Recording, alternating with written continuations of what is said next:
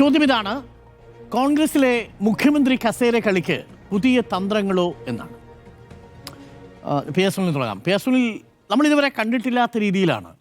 എല്ലാ തവണയും ഉണ്ടാവും, കുറച്ച് MLA-മാർ വന്ന് ടെലിവിഷനിൽ ചില ബൈറ്റുകളൊക്കെ തരും, ചിലരൊക്കെ പരോക്ഷമായിട്ട് ചില പ്രസ്താവനകളൊക്കെ ഇറക്കും. ഇതാണ് കഴിഞ്ഞ കാലങ്ങളിൽ മുഖ്യമന്ത്രി പദത്തിൽ പിന്തുണയ്ക്കുന്നതുമായി ബന്ധപ്പെട്ടുണ്ടാകുന്ന പ്രസ്താവനകൾ. അത് ഒന്നുകിൽ എ ഗ്രൂപ്പിൻ്റെ ഭാഗമായിരിക്കും, അതല്ലെങ്കിൽ ഐ ഗ്രൂപ്പിൻ്റെ ഭാഗമായിട്ടായിരിക്കും. ഇപ്പോൾ ഉമ്മൻചാണ്ടിയും AK ആൻ്റണിയും ഉണ്ടായിരുന്നപ്പോൾ, AK ആൻ്റണിയും K കരുണാകരനും ഉണ്ടായിരുന്നപ്പോഴും ഒക്കെ ഇത് നമ്മൾ കോൺഗ്രസിനുള്ളിൽ കണ്ടിട്ടുണ്ട്. പക്ഷേ അപ്പോഴെല്ലാം ഇതേപോലെ ടെലിവിഷൻ ബൈറ്റുകളായിട്ടോ ചില പ്രസ്താവനകളായിട്ടോ ചില പ്രസംഗങ്ങളിൽ അർത്ഥം വെച്ചുള്ള ഒളിയമ്പുകളായിട്ടാണ് നേതാക്കൾ തങ്ങളുടെ ഗ്രൂപ്പ് നേതാവിനെ മുഖ്യമന്ത്രി പദത്തിലേക്ക് ഉയർത്തിക്കാട്ടുന്നത്.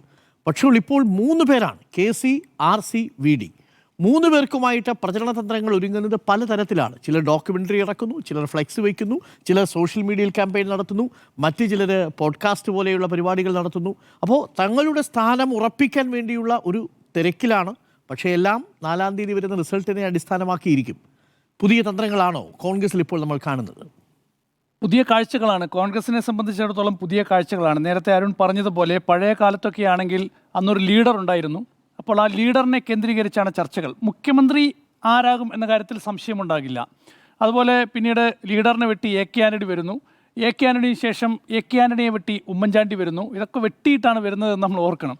അപ്പോൾ അത് കോൺഗ്രസിൽ ഈ വെട്ടും തടയും ഒക്കെ തന്നെ വളരെ പ്രസിദ്ധമാണ്. അക്കാര്യത്തിലൊക്കെ തന്നെ യഥാർത്ഥത്തിൽ ഈ പദവികൾക്ക് വേണ്ടി പോർമുഖങ്ങൾ തുറക്കുക എന്നൊക്കെ നമ്മൾ കേട്ടിട്ടുണ്ടല്ലോ. അതാണ് യഥാർത്ഥത്തിൽ നമ്മൾ ഇന്ന് കാണുന്നത്. പോർമുഖങ്ങൾ, അക്ഷരാർത്ഥത്തിൽ പോർമുഖങ്ങൾ തുറക്കുകയാണ്.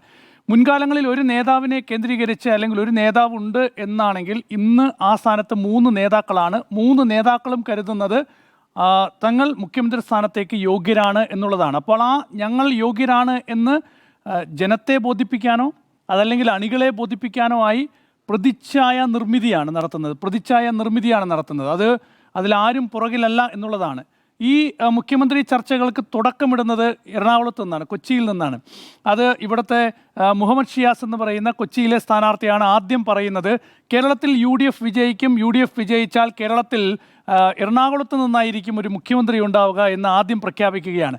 തൊട്ടു പിന്നാലെ അങ്ങനെയല്ല എന്ന പ്രതികരണവുമായി മറ്റ് നേതാക്കൾ രംഗത്തെത്തുന്നു.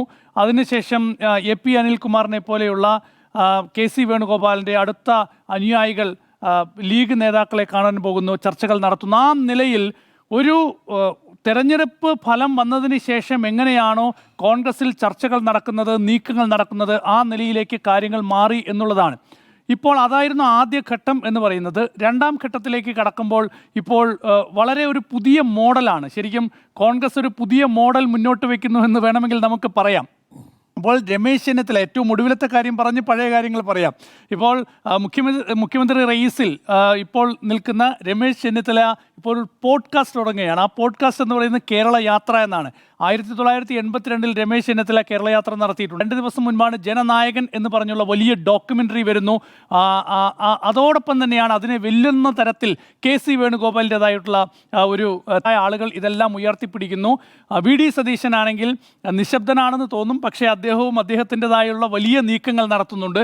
ഞാൻ മനസ്സിലാക്കുന്നത് ഇപ്പോൾ KC വേണുഗോപാലിൻ്റെ സോഷ്യൽ മീഡിയ പേജ് എടുത്താൽ KC വേണുഗോപാലിനെ ചീത്ത വിളിക്കുന്ന കുറേ ആളുകളെ കാണാം.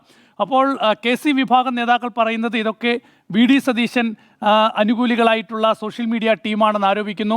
അതേപോലെ തന്നെ രമേശ് ചെന്നിത്തല വിഭാഗം സമാനമായ ആരോപണം ഉന്നയിക്കുന്നു. ഈ രീതിയിൽ നമ്മൾ നോക്കൂ, പരസ്പരം പോർമുഖം എന്നല്ല, പരസ്പരം വെട്ടിവീഴ്ത്താനും പരസ്പരം തമ്മിലടിക്കാനും ഒക്കെയുള്ള ആർജവത്തോടു കൂടി നേതാക്കൾ ഇങ്ങനെ രംഗത്ത് വരികയാണ്. ഏത് രീതിയിലായിരിക്കും ഇതിനൊരു തീരുമാനമുണ്ടാവുക എന്നത് നമ്മൾ ആകാംക്ഷയോടെ കാത്തിരിക്കുകയാണ്. ഏതായാലും കോൺഗ്രസിനെ സംബന്ധിച്ച് ഇപ്പോൾ നേതാക്കളൊക്കെ പറയും, ഇപ്പോൾ നമ്മൾ ഈ വിഷയത്തിൽ ഈ നേതാക്കളോട് പ്രതികരണം ചോദിച്ചാൽ അവർ പറയും ഞങ്ങളിതിനെക്കുറിച്ച് അറിഞ്ഞിട്ടേ ഇല്ല എന്നാണ്. കേരളത്തിൽ എല്ലാവരും കോൺഗ്രസ്സുകാരൊക്കെ തന്നെ വളരെ വലിയ ആവശ്യത്തോടെ ചർച്ച ചെയ്യുമ്പോഴും ഇത് അറിയാത്ത 3 നേതാക്കൾ, 1 KC വേണുഗോപാലും, 2 രമേശ് ചെന്നിത്തലയും, 3 VD സതീശനുമായിരിക്കും.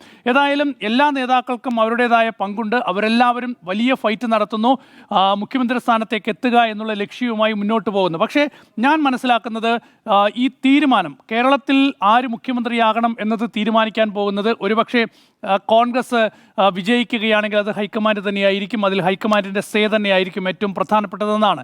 കഴിഞ്ഞ കാലങ്ങളിലൊക്കെ തന്നെ നമുക്കറിയാലോ, കഴിഞ്ഞ കാലങ്ങളിലൊക്കെ തന്നെ മറ്റ് സംസ്ഥാനങ്ങളിൽ കോൺഗ്രസ് വിജയിച്ചിട്ടുള്ള സംസ്ഥാനങ്ങളിലൊക്കെ തന്നെ അങ്ങനെ തന്നെയാണ് തീരുമാനിച്ചത്. പ്രതീക്ഷിച്ച ആളുകളല്ല, അവിടെ മോഹവുമായി മുന്നിട്ട് നിന്ന ആളുകളൊന്നും മുഖ്യമന്ത്രിയായിട്ടില്ല, മുഖ്യമന്ത്രി സ്ഥാനത്തേക്ക് ഉയർന്നു വന്നിട്ടുമില്ല. ഏതായാലും ഇവിടെ UDF വിജയിക്കുകയാണെങ്കിൽ സ്വാഭാവികമായും ഇവിടെ MLA-മാരുടെ യോഗം വിളിക്കും. ആ MLA-മാരുടെ യോഗം വിളിച്ച ശേഷം പിന്നീട് ഹൈക്കമാൻഡ് ഒരു പേരിലേക്കൊന്നും അന്നെത്തില്ല. സ്വാഭാവികമായും ആദ്യത്തെ യോഗം എന്ന് പറയുന്നത് MLA-മാരുടെ യോഗം വിളിക്കുകയും MLA-മാർ ആരെ ആക്കണം എന്നതിൽ ഹൈക്കമാൻഡിനെ ചുമതലപ്പെടുത്തിക്കൊണ്ടൊരു തീരുമാനമെടുക്കും. പിന്നീട് ഹൈക്കമാൻഡ് നിരീക്ഷകർ വരും. നിരീക്ഷകർ വന്ന ശേഷം MLA-മാരെ 1 to 1 ആയി കാണും, അവരുടെ അഭിപ്രായം ചോദിക്കും. ഓരോ പേരുകൾ, അവർക്ക് താല്പര്യമുള്ള പേരുകൾ അവർ അറിയിക്കും. അതിലേറ്റവും കൂടുതൽ MLA-മാർ പിന്തുണയ്ക്കുന്ന ആളെ ഹൈക്കമാൻഡ് ചർച്ച ചെയ്ത് തീരുമാനമെടുക്കും എന്നുള്ളതാണ്. അതാണ് കോൺഗ്രസിലെ ഒരു നടപടിക്രമം എന്ന് പറയുന്നത്. അത് വേണമെങ്കിലും ഹൈക്കമാൻഡിന് മാറ്റാം. ഹൈക്കമാൻഡാണ് ഇവിടെ അന്തിമമായി തീരുമാനമെടുക്കുന്നത്. ഒരു പക്ഷേ MLA-മാരുടെ യോഗം വിളിച്ച് 1 to 1 മീറ്റിങ്ങിൽ MLA-മാർ പറയുന്ന പേരിനെ മറികടന്നുകൊണ്ട് വേണമെങ്കിൽ ഹൈക്കമാൻഡിന് ഒരാളെ തീരുമാനിക്കാം. അത് അംഗീകരിച്ചേ പറ്റൂ. അതാണ് ഹൈക്കമാൻഡിൻ്റെ പല കാലങ്ങളിലെയും തീരുമാനം. ആ നിലയിലൊക്കെ തന്നെ ഉണ്ടായിട്ടുണ്ട്. ഏതായാലും ഇപ്പോഴത്തെ സാഹചര്യത്തിൽ ഞാൻ മനസ്സിലാക്കുന്നത് കേരളത്തിൽ ഏറ്റവും അധികം MLA-മാർ, ഒരുപക്ഷെ കോൺഗ്രസ് മത്സരിച്ച 93 സീറ്റുകളിൽ ഇപ്പോൾ 93 സീറ്റിലും കോൺഗ്രസ് വിജയിക്കുകയാണെങ്കിൽ ഒരു 9 MLA-മാർ വേണമെങ്കിൽ രമേശ് ചെന്നിത്തലയെ പിന്തുണയ്ക്കാം. ഒരു 5 or 6 MLA-മാർ വേണമെങ്കിൽ VD സതീശനെ പിന്തുണയ്ക്കാം. ബാക്കിയുള്ള മുഴുവൻ ആളുകളും പിന്തുണയ്ക്കാൻ പോകുന്നത് KC വേണുഗോപാലിനെയാണ് എന്നതാണ് ഞാൻ മനസ്സിലാക്കുന്നത്.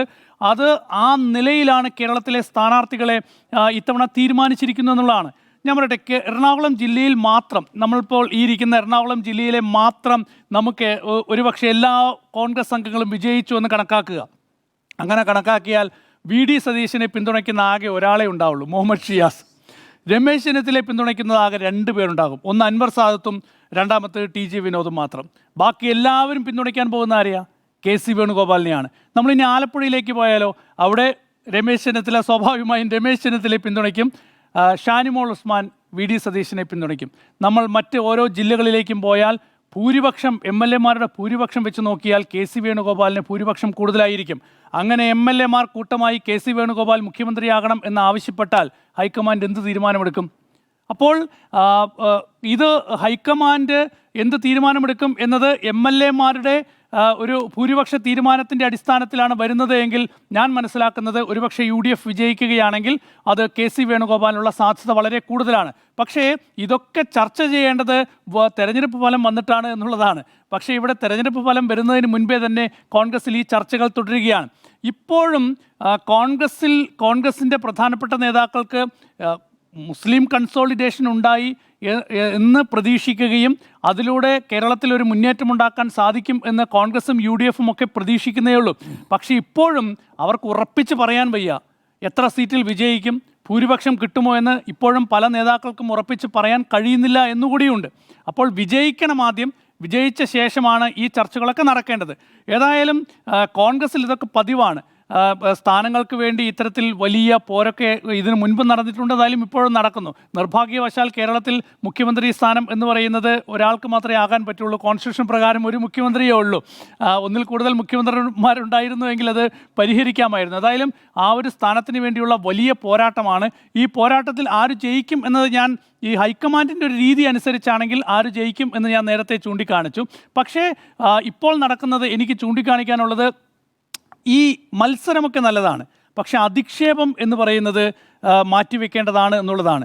ഇപ്പോൾ പല ഈ കോൺഗ്രസിൻ്റെ തന്നെയുള്ള സോഷ്യൽ മീഡിയ ഗ്രൂപ്പുകളിൽ നിന്ന് നേതാക്കളെ അധിക്ഷേപിച്ചുകൊണ്ട്, ഇപ്പോൾ KC വേണുഗോപാലിൻ്റെ പോസ്റ്റിന് താഴെയാണെങ്കിൽ നിങ്ങൾ ലോക്സഭയിൽ തുടരണം, നിങ്ങൾ ഇങ്ങോട്ട് വരരുത്, മുഖ്യമന്ത്രി കുപ്പായും ഇട്ട് ഇങ്ങോട്ട് വന്നാൽ നിങ്ങൾ റെഡിയാക്കും എന്നുള്ള തരത്തിലുള്ള അധിക്ഷേപ കമൻറ്റുകളുണ്ട്.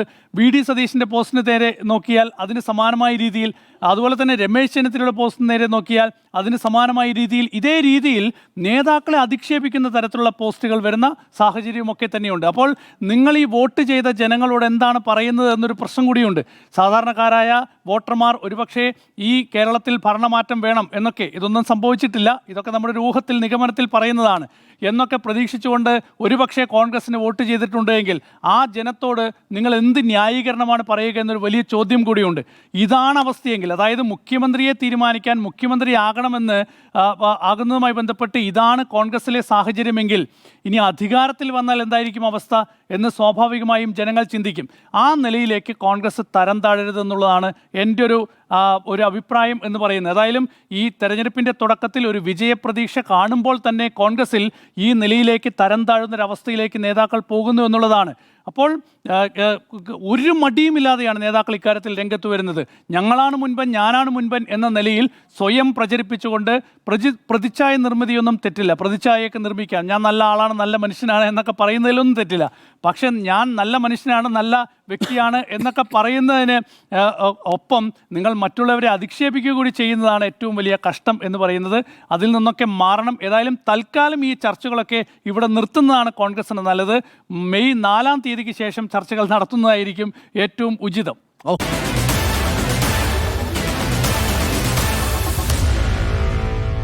Meet the editors.